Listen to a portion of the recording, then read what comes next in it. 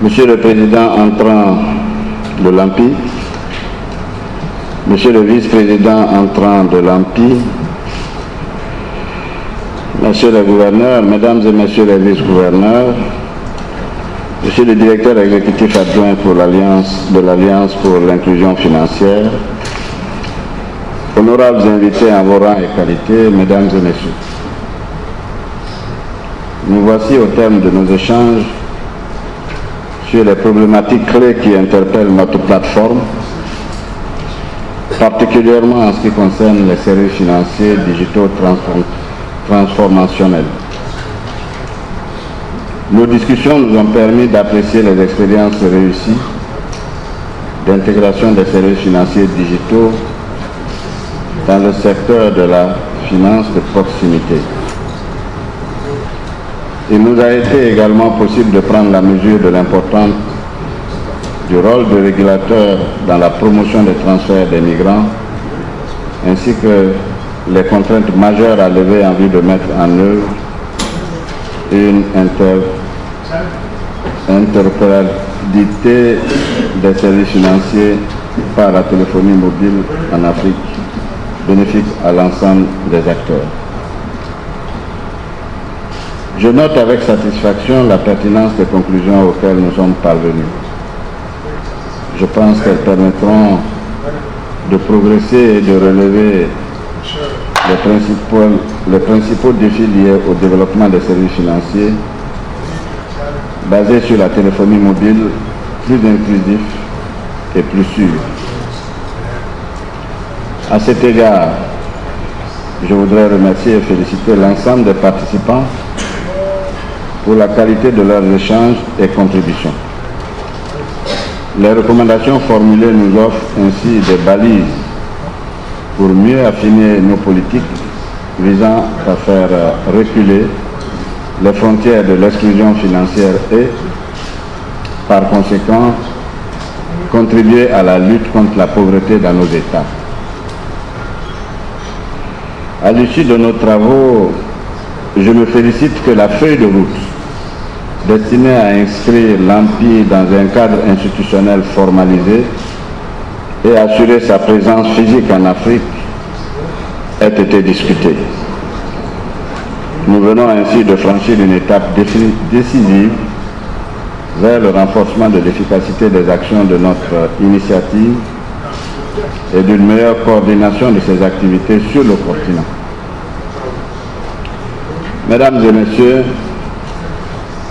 durant les 2 années au cours desquelles j'ai eu la charge de conduire les activités de l'AMPI, nous avons pu, grâce au soutien de chacun d'entre vous, progresser sur plusieurs chantiers qui nous ont permis de consolider notre plateforme et de lui ouvrir de nouvelles perspectives. Je voudrais rappeler quelques exemples. En avril 2014, réunis à Washington, nous avons adopté le plan stratégique de l'AMPI, dont les principaux axes pour la période 2016-2018 nous ont été présentés par le helpdesk. Ce plan nous offre un cadre approprié pour accompagner nos États dans la réalisation de leurs objectifs d'amélioration des conditions de vie des populations, notamment les plus vulnérables. Des contacts ont été noués et devront être poursuivis avec la Banque africaine de développement au plus haut niveau, dans le cadre du financement des activités inscrites dans le plan stratégique. Au titre de ces activités, je voudrais relever la pertinence du séminaire sur le genre que nous avons organisé en juillet 2015 à Yamoussoukro et qui nous a permis de mesurer l'importance d'une meilleure prise en compte des femmes et des jeunes dans nos politiques en faveur de la promotion de l'inclusion financière via les canaux numériques.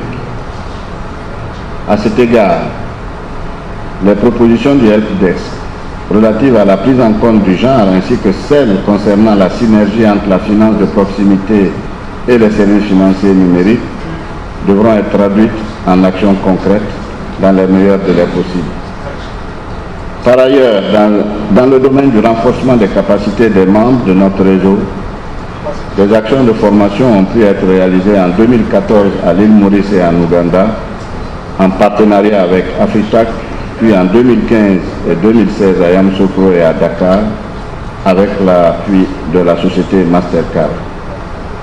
Dans le cadre du renforcement de la participation des États africains à l'AMPI, des actions de sensibilisation ont été menées notamment à l'endroit des ministres en charge des finances des pays membres de l'UMOA, mais également à l'attention des banques centrales d'Algérie, de Tunisie, de l'île Maurice, de Mauritanie et de l'Afrique centrale. Pour ce qui concerne l'UMOA, je voudrais rappeler que 5 des 8 États membres ont adhéré au réseau de l'AFI. Les 3 autres participent régulièrement depuis 2 ans aux rencontres de l'AMPI. Tous les États membres de l'UMOA ont désigné des points focaux de l'AMPI au sein de leur ministère en charge des finances afin de relayer les activités de notre plateforme au plan local. Toutes ces actions qui ont été réalisées pour certaines et entamées pour d'autres méritent d'être poursuivies avec la même détermination afin que nous puissions relever ensemble les défis qui nous attendent en matière de promotion des services financiers davantage inclusifs. Mesdames et messieurs, la fin de cette rencontre de Dakar marque aussi la fin du mandat que vous m'avez confié il y a 2 ans pour coordonner nos travaux et présider nos sessions. Le sentiment qui m'anime en ce moment, c'est un sentiment de satisfaction. Satisfaction pour avoir côtoyé des hommes et des femmes de valeur qui ont poussé très loin la réflexion, les stratégies et les actions amenées par l'AMPI. Satisfaction non seulement pour les résultats obtenus depuis le lancement de cette initiative, mais surtout pour la dynamique qui lui a été insufflée et qui lui permettra d'apporter une contribution importante dans cet objectif commun attendu, à savoir l'inclusion financière des populations. Satisfaction enfin de savoir que les rênes de l'AMPI sont désormais tenues par les mains expertes du gouverneur Gove, que je saluerai tout à l'heure. C'est un homme profond, pratique, pragmatique et qui cultive une grande humilité, et je n'ai aucun doute sur sa capacité à aller encore beaucoup plus loin dans les activités de l'AMPI. Ce sentiment global de satisfaction m'amène à exprimer toute ma gratitude à tous en disant tout simplement merci. Merci aux leaders de l'AMPI qui m'ont fait confiance.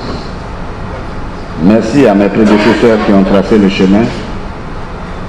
Merci à mes collaborateurs qui n'ont ménagé aucun effort pour m'assister dans toutes les tâches.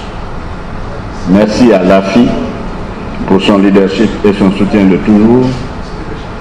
Merci à tous les bailleurs de fonds pour leur soutien, leur appui multiforme, avec une mention spéciale au président de la Banque africaine de développement, qui fait naître un nouvel espoir, celui de permettre à l'AMPI d'avoir une existence administrative et d'aller le plus loin possible dans le financement des activités.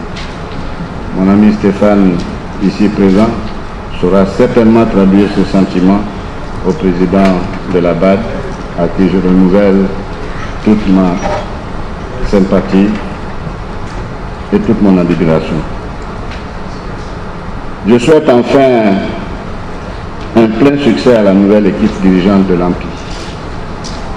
Je suis convaincu que leurs engagements permettront à l'AMPI de poursuivre avec efficacité la mission entamée et d'enregistrer de nouvelles avancées dans notre projet commun de créer les conditions d'une meilleure accessibilité de toutes les couches de la population aux services financiers.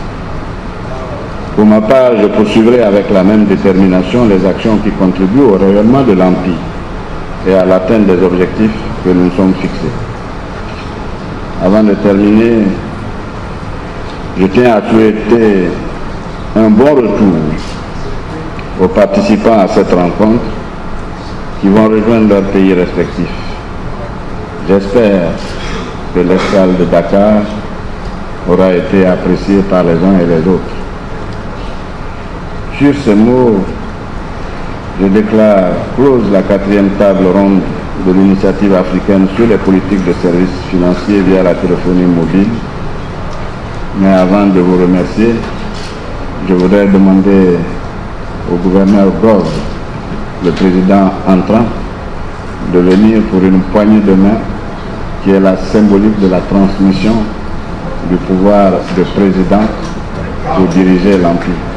En dehors d'un marteau ou d'une cloche, dans les autres institutions, chez nous ce sera la poignée de main. Monsieur le gouverneur, félicitations.